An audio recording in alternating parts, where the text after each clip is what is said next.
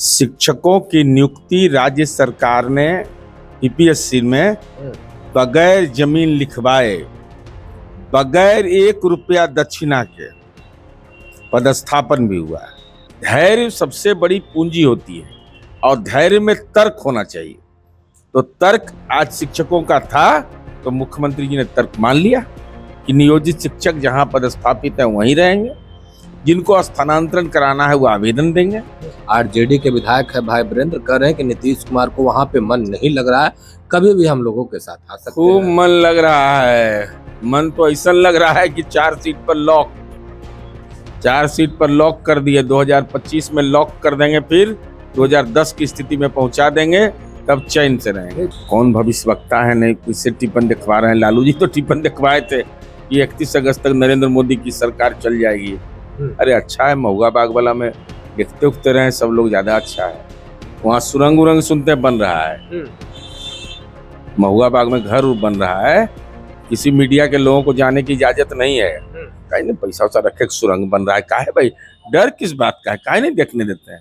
नमस्कार, मेरा नाम प्रेम है और आप लाइव स्ट्रीम देख रहे हैं। शिक्षकों के ट्रांसफर पोस्टिंग को लेकर लगातार जो शिक्षक हैं वो कहीं ना कहीं मांग कर रहे थे और अब एक बार फिर से उसको रोक दिया गया था, पर अब जो शिक्षा विभाग के द्वारा है वो नोटिस जारी कर दिया गया। जो शिक्षक है वो 1 तारीख से 15 तारीख तक आवेदन कर सकते हैं। बात करने के लिए हमारे साथ जेडीयू के कद्दावर नेता हैं, एमएलसी हैं नीरज कुमार। शिक्षा विभाग ने नोटिस जारी कर दिया, पर कई सवाल अभी भी खड़े हो रहे हैं। जो दिव्यांग हैं, कई तरीके के सवाल खड़े हो रहे हैं। सर्वप्रथम ये हमारी पूंजी है। शिक्षकों की नियुक्ति राज्य सरकार ने यूपीएससी में बगैर जमीन लिखवाए, बगैर 1 रुपया दक्षिणा के पदस्थापन भी हुआ है। अब शिक्षकों की मांग स्वाभाविक है।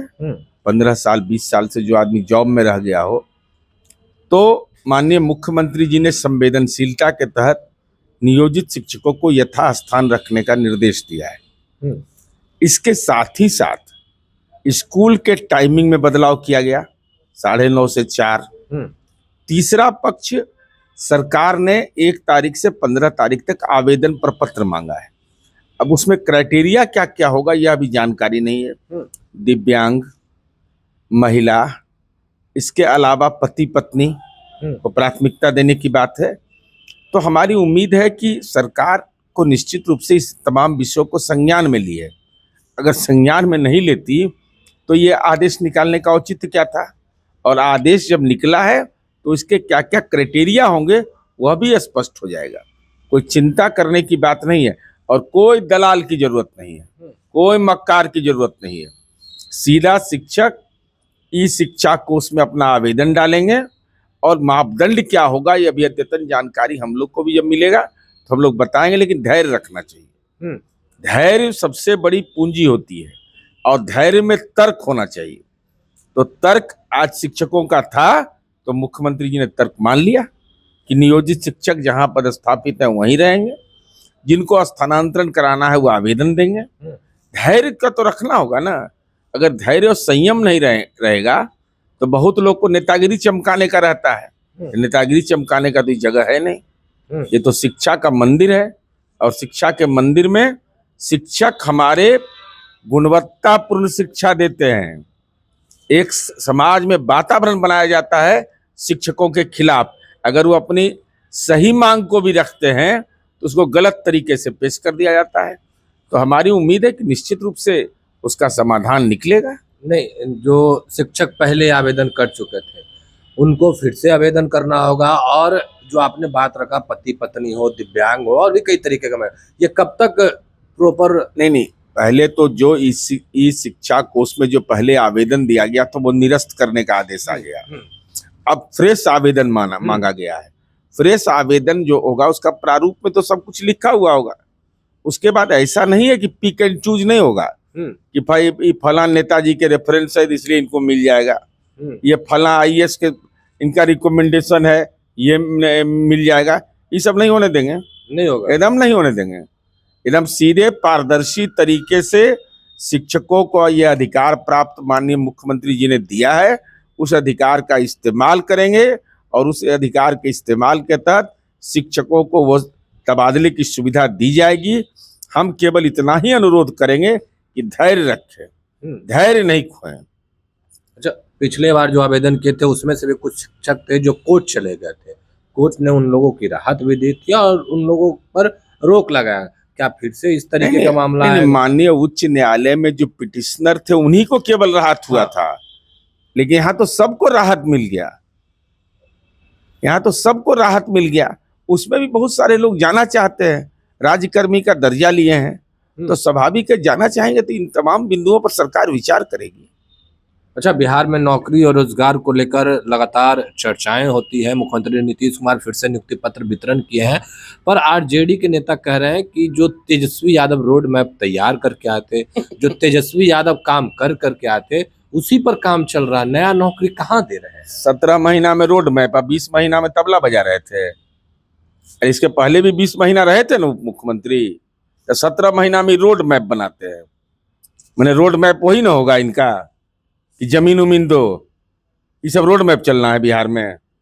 अरे इतना ज्ञान तो एक सामान्य व्यक्ति को होता है कि राष्ट्रीय जनता दल का कौन है सर्वे सर्वा? लालू जी है ना। तो लालू जी का संदेश न तेजस्वी पढ़ते हैं तो नीतीश कुमार जी का संदेश न पढ़ते थे कि नीतीश कुमार जी ने नौकरी दिया।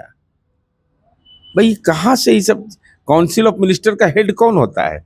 ये सब चलना है, ये सब बोल के तो 4 लोकसभा सीट आ गया आपको। ये सब नारा नहीं चलना है, नारा चलेगा कि नौकरी के अवसर मिले, लेकिन इसमें कोई घाल मेल नहीं हो, पारदर्शी हो, बेहतर तरीके से हो, यह लोगों की अपेक्षा रहती है।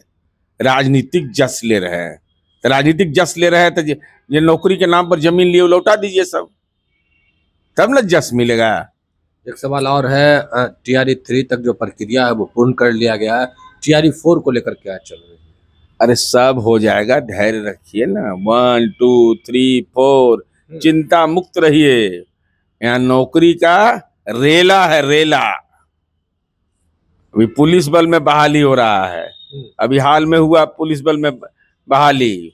बेटियों की संख्या देश में सबसे ज्यादा पुलिस बल में है, इसलिए कहीं कोई सवाल नहीं है। अब बिना नगद नारायण के नौकरी। TRE 4 का प्रक्रिया कब से शुरू होगा? अभी तो शिक्षा विभाग को दियाचला भेजना है, वो BPSC तय करेगा। अच्छा, ये आप लोग बिहार में NDA गठबंधन में है और NDA गठबंधन में कहा जा रहा है कि टूट होने जा रहा है, पारस जी नाराज चल रहे हैं, पारस जी आउट हो जाएंगे NDA गठबंधन से। अभी चिराग पासवान तो कह दिए कि वो NDA गठबंधन। अरे इस संबंध में हम लोग को जानकारी न दी जाती है, न लेने का हम प्रयास करते हैं। यह सीधे तौर पर भारतीय जनता पार्टी का नेतृत्व तय करता है कि NDA के गठबंधन के घटक दल कौन कौन है। हमारी पार्टी जनता दल यू बिहार में उसको लीड करती है। अब नेशनल स्तर पर जो NDA तय होता है वो तो BJP तय करती है, कौन घटक दल हैं नहीं हैं। अब हम उतने बड़े नेता हैं भी नहीं कि हमको जानकारी दी जाएगी, इसलिए ये विषय ही जनता दल यू के लिए नहीं है। जनता दल के लिए नहीं है, पर बिहार के मुख्यमंत्री नीतीश कुमार को लेकर एक बार फिर से चर्चाएं तेज हो गई। आरजेडी के विधायक है भाई वीरेंद्र, कह रहे हैं कि नीतीश कुमार को वहां पे मन नहीं लग रहा है, कभी भी हम लोगों के साथ आ सकते हैं। खूब मन लग रहा है, मन तो ऐसा लग रहा है कि 4 सीट पर लॉक, 4 सीट पर लॉक कर दिए। 2025 में लॉक कर देंगे, फिर 2010 की स्थिति में पहुंचा देंगे, तब चैन से रहेंगे। नहीं तो कह रहे हैं कि हम लोगों के साथ आएंगे। अब कौन भविष्यवक्ता है, नहीं किससे टिप्पण दिखवा रहे हैं? लालू जी तो टिप्पण दिखवाए थे कि 31 अगस्त तक नरेंद्र मोदी की सरकार चल जाएगी। अरे अच्छा है, महुआ बाग वाला में देखते उगते रहे सब लोग, ज्यादा अच्छा है। वहाँ सुरंग उरंग सुनते बन रहा है, महुआ बाग में घर बन रहा है, किसी मीडिया के लोगों को जाने की इजाजत नहीं है। कहीं नहीं पैसा वैसा रखे सुरंग बन रहा है, काहे भाई डर किस बात का है? काहे नहीं देखने देते हैं? हमारा घर है तो कोई नहीं देखेगा। अरे वास्तुकला कैसा है उसका, कितना सुंदर बन रहा है, सुरंग है उसमें, क्या बन रहा है, तहखाना बन रहा है, देखने दीजिए सबको। मीडिया के लोग को इजाजत दीजिए, लोकतंत्र का चौथा स्तंभ है और उसी को इजाजत नहीं।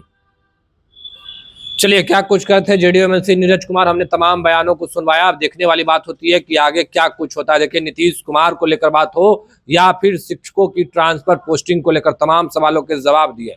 फिलहाल के लिए इतना ही, बने रहे लाइव के साथ। धन्यवाद।